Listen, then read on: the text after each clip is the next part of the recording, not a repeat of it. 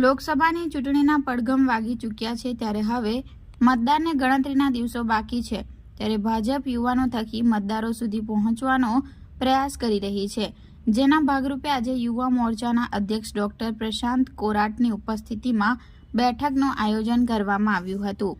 લોકસભાની ચૂંટણીને હવે ગણતરીના દિવસો બાકી છે ત્યારે ભાજપ સૌથી વધુ લીડ જીતવા માટે પ્રયાસો કરી રહી છે અને ગુજરાતમાં 26માંથી 26 બેઠકો મેળવવાના પ્રયાસો શરૂ કર્યા છે।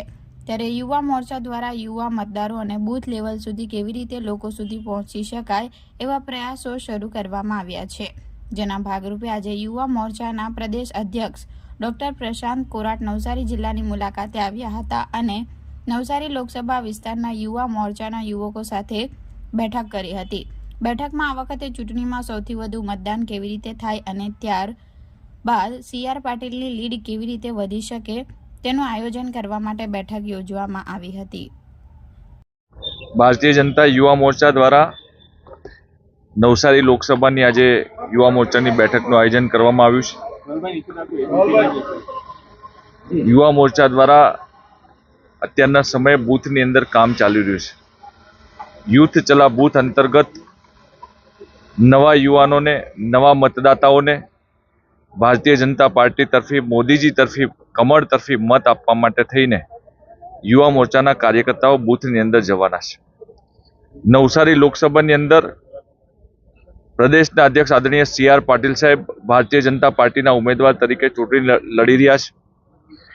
ગત 2019ની ચૂંટણીમાં આખા દેશની અંદર સૌથી સર્વાધિક લીડ સાથે અને ભારત દેશના ઇતિહાસમાં જેટલી લીડ કોઈને ન મળી હોય એ લીડથી આદરણીય પ્રદેશ અધ્યક્ષજી જીત્યા હતા।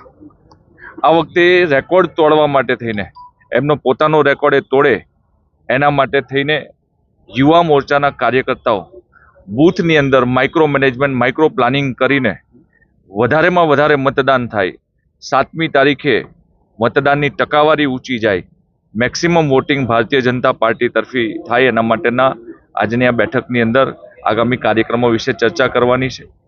યુવા મોરચાના કાર્યકર્તાઓ જે રીતે પ્રદેશના અધ્યક્ષશ્રીએ પેજ સમિતિનું ગઠન કર્યું છે એ જ રીતે યુવા મોરચાના કાર્યકર્તાઓ માય બૂથ 30 યુથ એટલે કે 35 વર્ષથી નીચેના યુવાનોને આઈડેન્ટિફાઈ કરી એમને સંપર્ક કરીને આગામી સમયમાં 7મી તારીખે મતદાન વધારે કરાવે એના માટેનું કામગીરી એમને સોંપવાની છે।